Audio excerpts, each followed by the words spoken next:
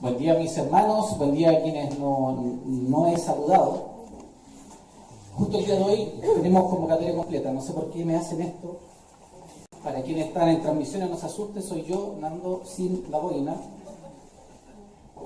Y bueno, vamos a lo que nos convocan. Marcos 9, versículo 38. Este estudio lo he titulado La herida del orgullo.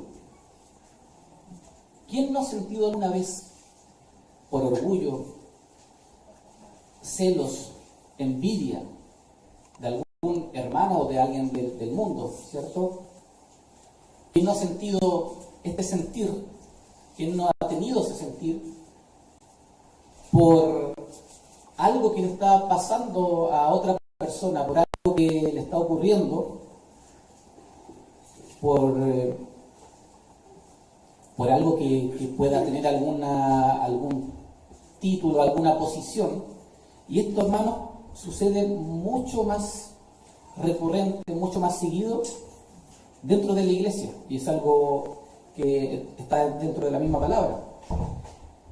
En Marcos 9:38 dice: Juan le respondió diciendo: Maestro, hemos visto a uno que en tu nombre echaba fuera demonios, pero él no nos sigue y se lo prohibimos porque no nos seguía. Pero Jesús le responde: no se lo prohibáis, porque ninguno hay que haga milagro en mi nombre que luego pueda decir mal de mí. Y cualquiera que os diere un vaso de agua en mi nombre, porque sois de Cristo, de cierto os digo que no perderá su recompensa. En muchas Biblias, ¿cierto? Estos pasajes se titulan: el que no es contra nosotros, por nosotros es. ¿Cuál es el contexto del pasaje? Para entender correctamente este texto debemos observar lo que acababa de ocurrir. Los discípulos venían de fracasar públicamente. En Marcos 9:18 nos muestra que intentaron expulsar un demonio y no pudieron hacerlo. La multitud observó, los escribas incluso los criticaron, y Jesús tuvo que intervenir. Los discípulos vienen de una derrota espiritual, y es precisamente después de ese fracaso cuando encuentran a un hombre desconocido haciendo exitosamente aquello que ellos no pudieron hacer. Y aquí comienza la lección. Muchas veces el orgullo se manifiesta con mayor fuerza cuando nuestra inseguridad ha sido herida, o cuando nuestra seguridad ha sido herida. Antes de entrar al texto propiamente tal, me gustaría que viéramos el análisis de al menos 3 traducciones de Biblia que incluso ustedes pueden tener. En la Reina Valera, en 1960, dice, hay una frase muy especial que dice: porque no nos seguía. O sea, el énfasis de Juan está en el grupo. Juan está preocupado por aquel hombre, pero no por lo que está haciendo, sino porque no forma parte del mismo grupo. Un grupo que para él seguramente era un grupo de élite, ¿cierto? Un grupo superior a los demás. No formaba parte de su círculo apostólico. En la NBI dice: porque no era uno de los nuestros. Es decir, Juan no está poniendo el foco en lo que hizo exitosamente, que fue expulsar demonios, sino que pone el foco en que no es de los nuestros. Y esta traducción revela claramente el exclusivismo. No era parte de nuestro equipo, no pertenecía a nuestro círculo, no estaba en nuestra lista. Y en la Biblia de las Américas, la misma frase dice: porque no nos acompañaba. Aquí aparece la idea de un control institucional, porque este hombre, anónimo por lo demás, no caminaba bajo su supervisión, o no era manejado bajo la supervisión de Jesús. Estaba bajo la misma estructura. Sin embargo, este hombre anónimo expulsaba demonios en el nombre de Cristo. seguramente con más fe, y por algo también lo nombran de manera exitosa, que provocó la inseguridad de los apóstoles. ¿Por qué digo los apóstoles y no solamente digo Juan? Porque acá menciona a Juan. Pero Juan dice, no nos seguía. Seguramente Juan fue el que se atrevió a mencionarle a Jesús. Lo que pensaban, pero él fue prácticamente el interlocutor de los dos discípulos, que seguramente todos canalizaron en Juan, y digamos que en pasajes anteriores venía de una discusión quién iba a ser el primero, ya venían discutiendo las posiciones dentro de los apóstoles. De verdad que venían errando muchas veces. Pedro también ofreciendo cosas que no eran, ¿cierto? Y este pasaje, que es muy cortito, la verdad que da para mucho, porque esto, hermanos, si lo traspasamos a la iglesia del día de hoy, la iglesia actual, lo que pasa en nuestra iglesia, lo que pasa en nuestros ministerios, la verdad que es tan actual que es necesario que podamos aprender y que podamos nosotros reforzar que Cristo es el foco. Nosotros no somos el foco, nosotros no somos los protagonistas de nada. Si algún hermano, por menos tiempo que tenga posiblemente en la fe y tiene algún ministerio, amén, hermano. Si se levantan ministerios de manera espontánea, amén. Pero muchas veces nos también caemos. Incluso se ha escuchado que la doctrina de esta iglesia es la correcta, que nosotros tenemos, aquí está el Espíritu, o en otras iglesias no, que acá se vive el Espíritu, acá se vive, acá sí que está, no sé, nosotros somos los que tenemos la bendición. Esta es la iglesia verdadera, hermano. Cristo es el camino, Cristo es la verdad. Samuel Pérez Miro dice, la preocupación de los discípulos estaba centrada en la pertenencia al grupo apostólico más que en la evidencia de la acción divina. Lo vuelvo a leer. La preocupación de los discípulos estaba centrada en la pertenencia al grupo apostólico más que en la evidencia de la acción divina. Por eso el punto 1, hermanos, de este sermón va a hablar del celo y la envidia. Una herida antigua del corazón humano, pero también tan actual.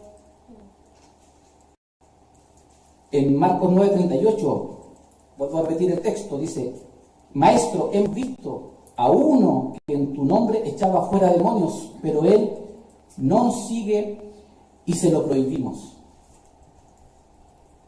Aunque el texto específicamente no lo dice explícitamente que Juan tuviera envidia, se revela una actitud de exclusivismo y posesividad espiritual. Y la Biblia, la palabra, enseña que los celos y la envidia son pecados profundamente arraigados en el corazón humano, que vemos en varios pasajes de la Biblia además. Hay una diferencia entre sentir celos y sentir envidia. Los celos aparecen cuando creemos que podemos perder algo. La envidia aparece cuando deseamos lo que el otro posee. Los celos dicen, no quiero perder mi lugar. La envidia dice, quiero ocupar el lugar que él tiene. Y ambos pecados, hermanos, nacen del orgullo.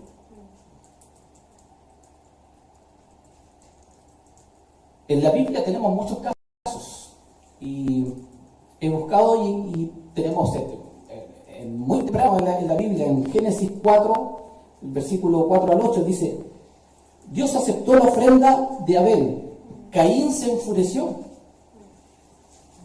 pero la raíz del problema no era Abel, era el corazón de Caín. La envidia terminó produciendo asesinato. Charles Spurgeon dice, los celos son un monstruo que se alimenta del éxito ajeno. En Génesis 27 tenemos otro pasaje con los personajes Esaú y Jacob.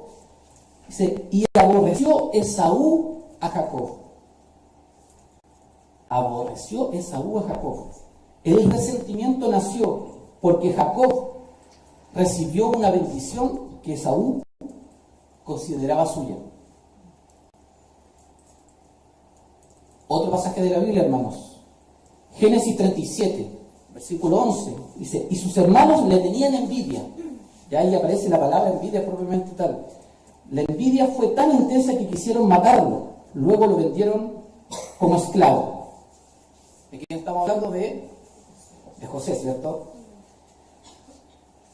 Y en primera de Samuel 18, del versículo 8 al 9, dice, y se enojó Saúl en gran manera. La inseguridad convirtió a David en una amenaza. Saúl perdió la capacidad de alegrarse por el bien de Israel. Solo podía pensar en sí mismo. Entonces yo me preguntaba al estudiar esto, ¿David era enemigo de Saúl? No, o sea, llegó para servir, ¿cierto? Pero, ¿qué fue lo más importante para Saúl? ¿Qué fue lo que cambió en Saúl?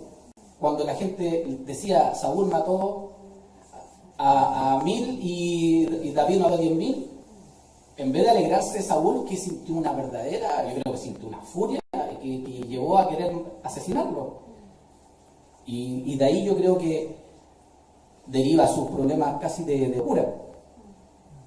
En Santiago 3:14 dice, pero si tenéis celos amargos y contención en vuestro corazón. Santiago, ¿qué nos enseña en ese pasaje? Que donde hay celos, hay confusión, hay contención y obra perversa. ¿Dónde aparecen estos pecados el día de hoy, hermanos? ¿Dónde los podemos ver? Porque uno puede decir, ya están en el mundo. Claramente el pecado está en el mundo, pero también está en nosotros. Somos todos pecadores. Lo vemos dentro de la misma iglesia. En los ministerios de alabanza, por ejemplo. Competencias por cantar. Competencias dentro del mismo ministerio por tener alguna posición privilegiada que los hermanos vean como más importante. Competencias por dirigir. Es que yo quiero dirigir porque me hace tener un estatus dentro de la iglesia. ¿Ya? Competencia por algún reconocimiento, por estar quizás predicando, quizás por estar, para alguien puede ser cualquier puesto, hermanos, que uno quisiera anhelar estar en el puesto de otro, eso ya es pecado, hermano. Por la predicación y enseñanza. Cuando alguien puede decir, es que yo predico mejor, ¿por qué le da la oportunidad a él? Es que yo tengo más años de preparación. Es que yo debería estar en lugar de él ahí.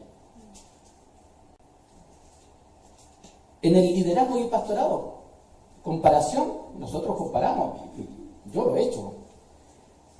Comparar entre congregaciones, comparar entre pastores. Comparación entre números.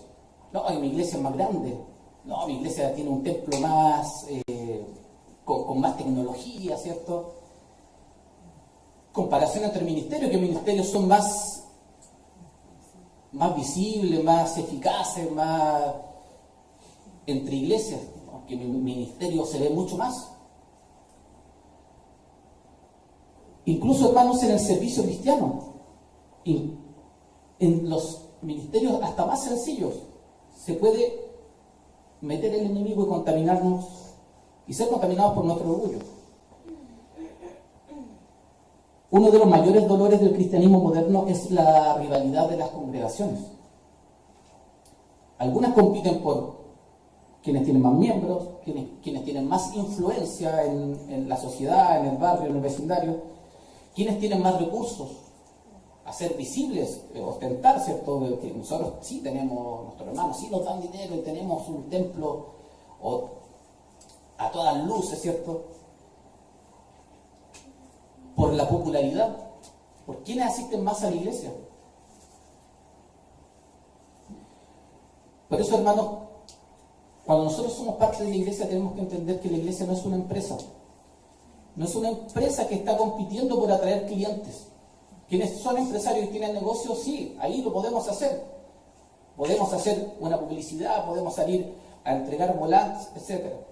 Pero cuando aquí hermanos levantan ministerios de, por ejemplo, evangelismo, es lo que quieren hacer principalmente, o lo que se debería hacer, es ganar almas para Cristo, independiente o no si vienen a la iglesia. Nosotros podemos llenarnos de gente acá, y quizás eso no sería difícil hacerlo, pero el Señor nos ha llamado a que más personas crean en Él, que más personas sean salvas. No nosotros llenarnos por nada, porque finalmente estaríamos vacíos. También, hermanos, hay una competencia doctrinal. No sé si la han escuchado de qué denominación es tu iglesia. ¿Cómo lo hace? Porque también hay competencia en eso. Estamos claros que nosotros, como hermanos, como cristianos, nosotros tenemos que defender la verdad de la palabra. Y esa debería ser nuestra principal doctrina. En Judas 3 nos llama a contender por la fe, así como la canción, la alabanza que cantamos para preparar la palabra. Pero una cosa es defender la verdad, y otra muy distinta es utilizar la doctrina para demostrar que somos superiores a otra iglesia, a otra denominación. Pablo nos advirtió en 1 Corintios, en versículo 8, dice: el conocimiento envanece, pero el amor edifica. Por eso, hermanos, yo te hago la siguiente pregunta: ¿te alegras cuando otro hermano es bendecido? ¿Te gozas cuando otro ministerio en el cual tú no participas prospera? ¿Celebras cuando Dios usa a alguien, por ejemplo, más joven que tú? ¿Ocupa a alguien que no es tu hijo, por ejemplo? ¿O ocupa a la esposa de otro hermano y no a tu esposa? ¿Te alegras por eso, hermano? ¿Lo celebras? Ahí se revela el real estado del corazón. Por eso, en el versículo siguiente, Marcos, dice: pero Jesús dijo, no se lo prohibáis. Jesús, ¿qué está haciendo acá? Jesús rompe las fronteras del ego inmediatamente. Jesús corrige a Juan y no aprueba su actitud. Lo confronta, lo demonta, lo transforma. ¿Por qué? Porque el nombre está por encima del grupo. Pongan atención a la siguiente frase. Jesús no dice, está con ustedes. Jesús dice, en mi nombre. El poder no estaba en su organización como discípulos, sino que estaba en el nombre de Cristo. En Números 11, versículo 26, dice: Josué quiso impedir que Eldad y Medad profetizaran. Y Moisés respondió: ¿tienes tú celos por mí? ¿Tienes tú celos por mí? Estamos hablando de la misma raíz de sentimiento, los mismos celos y el mismo error humano.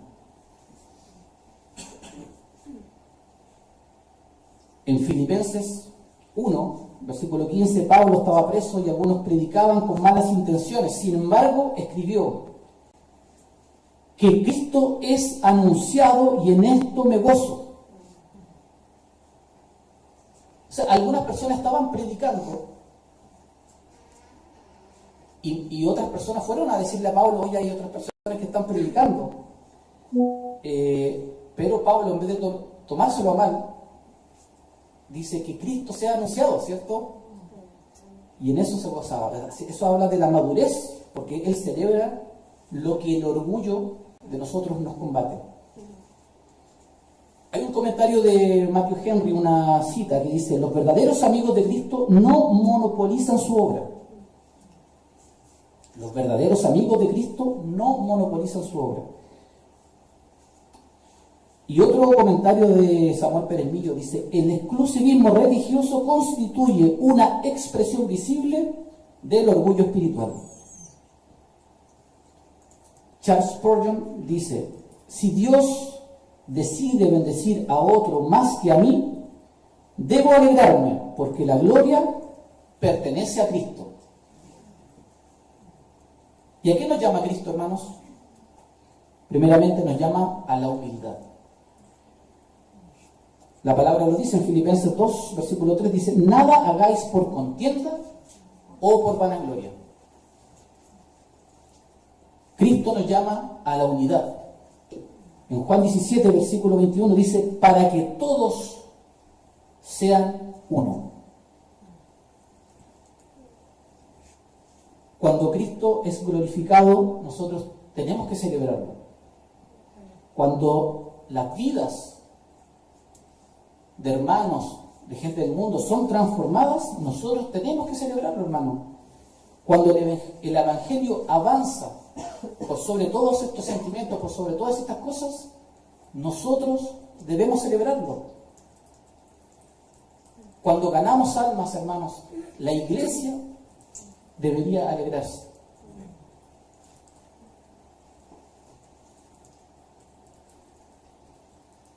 La madurez espiritual y la recompensa del reino se ve en el pasaje que sigue de Marcos 9, versículo 41.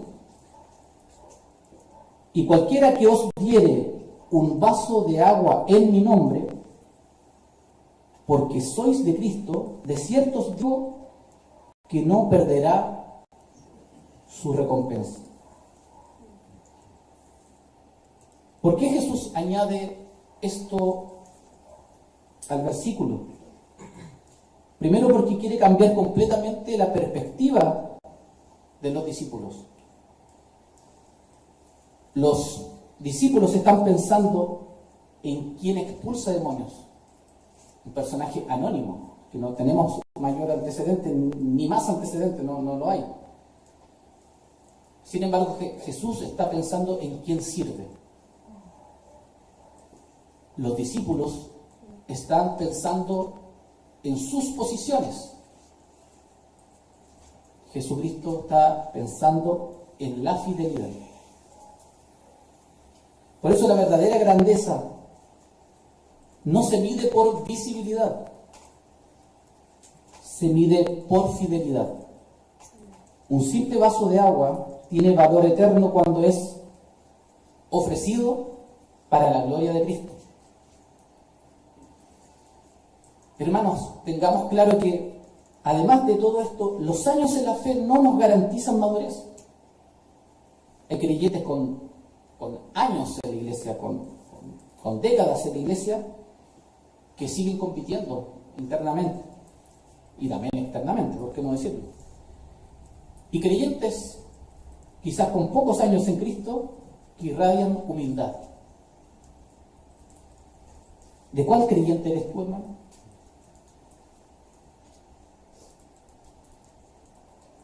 ¿Vemos humildad en la Biblia también? Así como vimos la envidia, como vimos ejemplos de la envidia, ¿vemos humildad también en pasajes de la Biblia? Por supuesto que sí. Juan el Bautista, en Juan 3:30 dice: es necesario que Él crezca, pero que yo mengue. Esta frase resume la madurez espiritual de Juan el Bautista.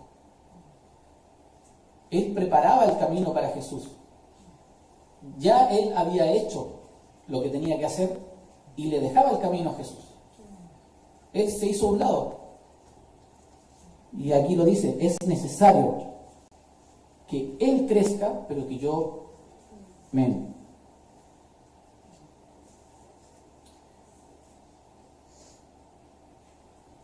Un comentario de J.C. Wright dice: la evidencia más segura del crecimiento espiritual no es cuánto conocimiento poseemos, sino cuánta humildad manifestamos. La evidencia más segura del crecimiento espiritual no es cuánto conocimiento poseemos, sino cuánta humildad manifestamos. He querido en este estudio integrar varios pasajes de la Biblia para que entendamos que este sentir está dentro de la palabra, ya sea en el Antiguo y en el Nuevo Testamento, y también está presente en muchos de nosotros. En Efesios 4:13 nos dice: hasta que todos lleguemos a la medida de la estatura de la plenitud de Cristo.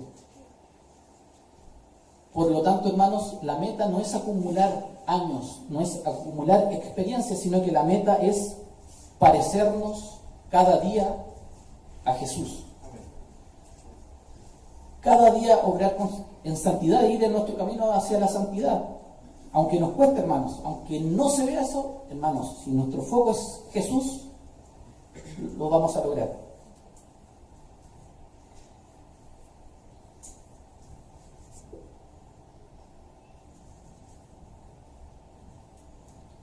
Podemos ver que Juan, hermanos, el problema de Juan en particular y de los discípulos no era realmente la persona que estaba expulsando demonios, no era realmente el exorcista,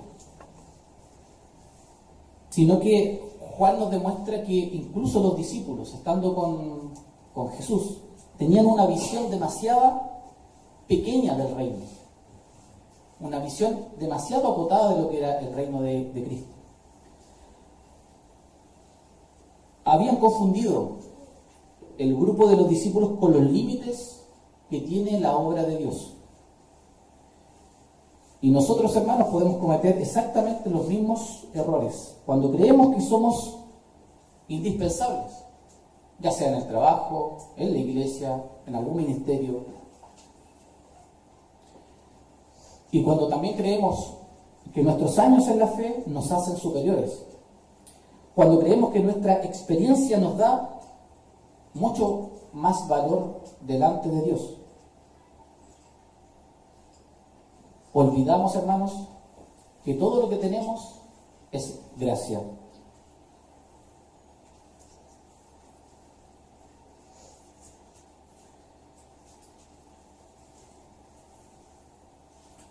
Jesús nos llama a examinar nuestro corazón, examinar el corazón de nuestra iglesia. Yo le hago la siguiente pregunta, hermanos.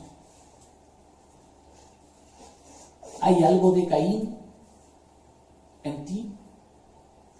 ¿Hay algo de Saúl en ti? ¿Hay algo del sentir de los hermanos de José que esté dentro de ti? ¿O quizás algo de Saúl en ti?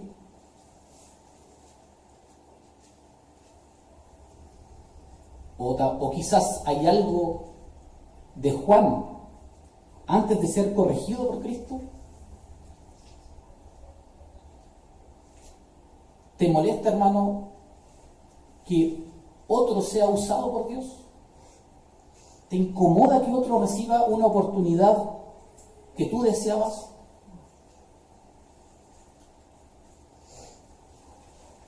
¿Te cuesta alegrarte cuando otra iglesia sana crece? ¿O quizás te cuesta celebrar cuando otro ministerio prospera? Son preguntas que seguramente yo en lo personal reconozco que muchas veces uno se siente así como en respuesta afirmativa con estas preguntas. Y es ahí donde la palabra debería estar primero, ¿cierto? Dejar al Espíritu Santo que obre en nosotros, que saque todo este pecado, que saque toda esta amargura que nosotros podemos tener de lo que nosotros sentimos como envidia, como celos, y que finalmente nos provocan la herida del orgullo. Cristo, hermanos, nos llama a la humildad. Cristo nos llama a ser unidos. Cristo nos llama al servicio. Y eso también es súper importante. Nos llama a estar presentes y a luchar con todos estos sentimientos. Cristo nos llama a ser maduros en la fe. Ser maduro uno lo entiende como llevar años en algo, como uno dice una persona madura, una persona con años. Y eso no necesariamente es así, hermanos.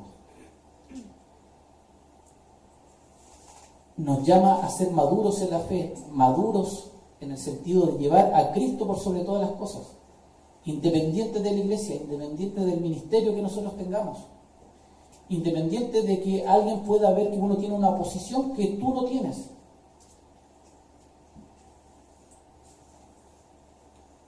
Yo, hermano, estoy acá predicando la palabra y no crean que yo lo pedí. O sea, no me crean que estoy... me estoy gozando porque le he pedido al Señor que me use para llegar a ustedes con la palabra. Pero evidentemente yo me siento más cómodo en la música. Sin embargo, hermanos, estamos llamados a ser humildes para adquirir una pseudo posición y también para que nosotros veamos en otro hermano que prospere en un ministerio. Imagínense que esta iglesia, hermanos, nosotros podamos levantar un montón de ministerios y todos los ministerios sean y lleven a Cristo por delante. Eso es lo que Jesús seguramente querría y seguramente nos va a ayudar a través del Espíritu Santo en cada uno de nosotros. Por eso Cristo nos llama a vivir para su reino y no para que nosotros ganemos prestigio por él. Hermanos, ¿cuántas veces una persona ha luchado por un prestigio y por una actitud, hermano, por una actitud carnal que pueda salir en algún momento, ese prestigio se fue y el testimonio, ¿cierto?, quedó completamente dañado? Porque al final de toda esta historia no importará quién tuvo la plataforma o la visibilidad más grande. No importará quién recibió más reconocimiento. No importará quién ocupó el cargo más visible. Importará una sola cosa, hermano. Cristo fue glorificado. En lo que tú haces, hermano, en silencio, Cristo fue glorificado. En lo que tú haces, que es visible a los demás, Cristo fue glorificado. También nosotros debemos estar preparados, así como Juan el Bautista dijo, es necesario que Él crezca, pero que yo mengue. Si nosotros vemos que en un ministerio alguien lo puede hacer mejor que yo, que está a través de Cristo, capacitado mejor que yo, es necesario que Él crezca, pero que yo mengue. Y que toda la gloria, hermanos, sea para Jesucristo. Que toda la gloria sea para Jesucristo.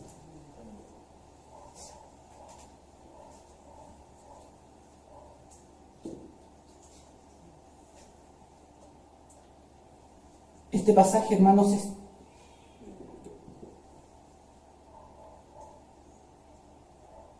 tiene 4 versículos. Y cuando yo vi lo que me iba a corresponder para la película de hoy, dije, ¿qué voy a hacer con estos 4 versículos? Y de alguna manera, cuando yo leí el título, me pareció a la primera lectura, que seguramente, porque Marcos fue el primer libro que yo leí una vez convertido,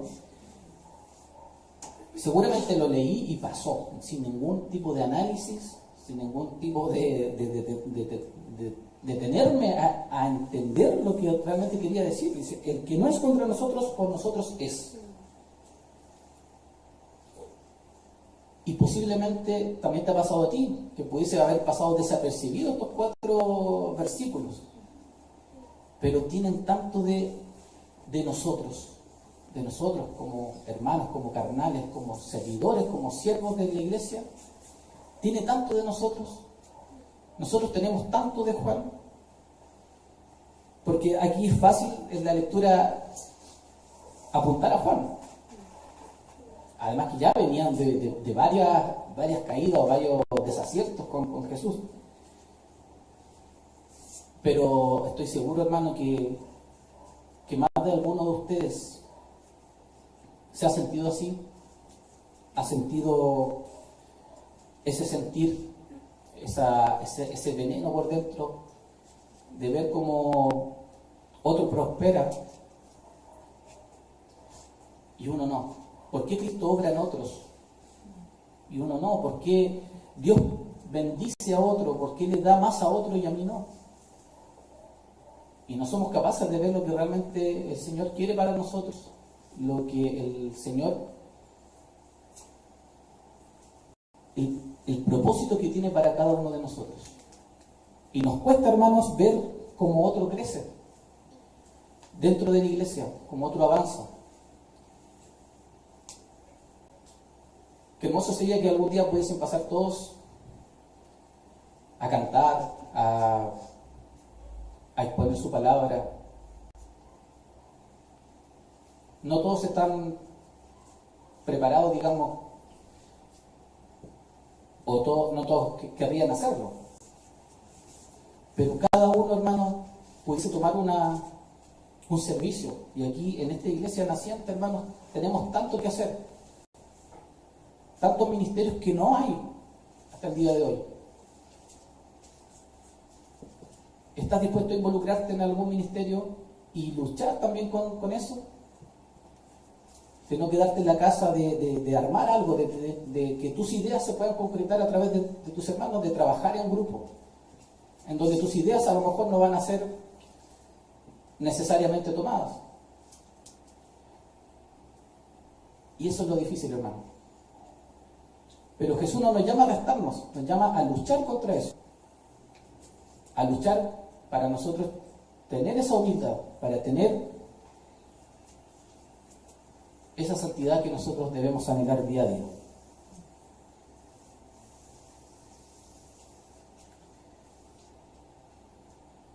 Por eso, hermanos, yo te invito a que tú puedas reflexionar a través de esto, que puedas reflexionar a través de esta palabra, de estos pasajes,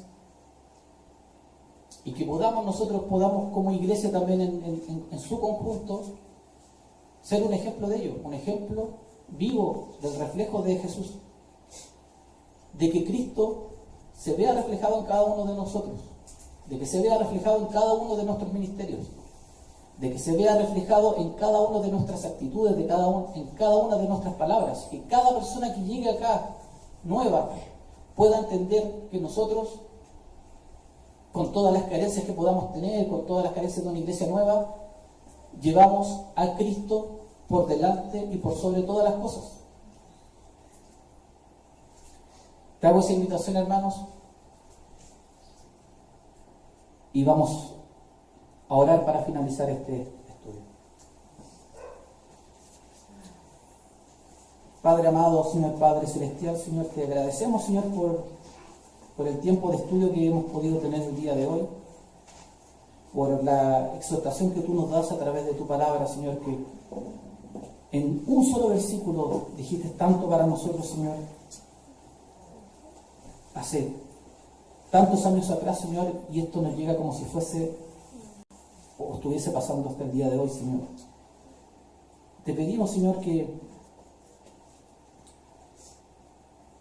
no perdamos la dirección, que el único norte que nosotros debemos tener, Señor, es ser cada día más parecidos a ti.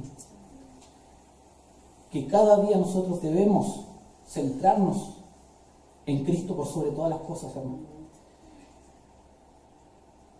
Que debemos ser mejores hermanos, que debemos ser mejores cristianos, que debemos ser mejores vecinos, que debemos ser mejores esposos, esposas, hijos, porque llevamos la bandera de Cristo por delante Y si algún sentir de los que hemos hablado el día de hoy, ya sea envidia, sea ego, celos,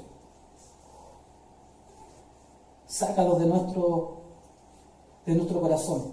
Haznos sentir gozo por lo que nuestro hermano hace, por lo que nuestro hermano está creciendo, por lo que nuestro hermano es bendecido, porque tú también lo provees a él y también nos pruebas a nosotros, nos pruebas nuestros ojos, nuestro sentir, nuestro corazón.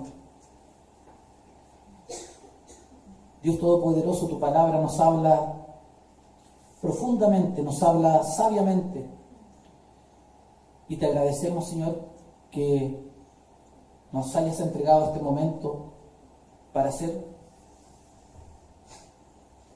cada día mejores personas.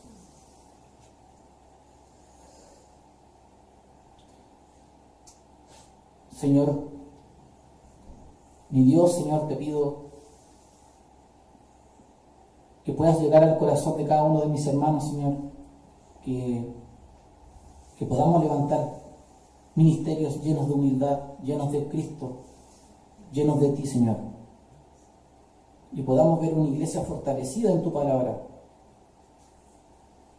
que no discutamos por doctrinas, que no discutamos por pequeñeces, por quién tiene el mejor ministerio, quién tiene la mejor alabanza, quién tiene el mejor templo. Eso no es lo esencial. Tú no nos llamaste a crear iglesias, tú nos llamaste a evangelizar, a llevar tu palabra a más personas, a salvar almas. Y eso es lo que debería estar siempre como nuestro principal propósito. Te agradecemos este momento en el nombre de nuestro amado Salvador Jesús. Amén.